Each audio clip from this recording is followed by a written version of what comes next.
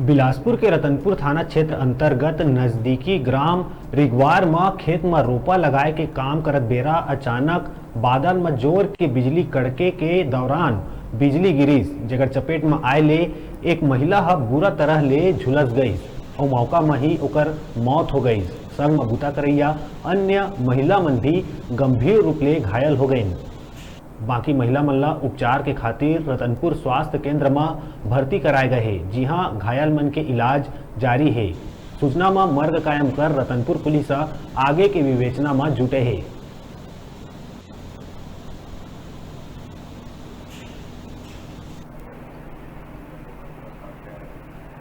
थाना रतनपुर पुलिस को सूचना प्राप्त हुई कि ग्राम रिगवार में रोपा लगाने गई एक महिला, जिसका नाम अंकिता कंवर है, उम्र 25 वर्ष, जो आकाशीय बिजली गिर जाने से मौके पर ही उसकी झुलस करके मृत्यु हो गई है। मामले में मर्ग कायम कर आगे की जांच कार्रवाई की जा रही है।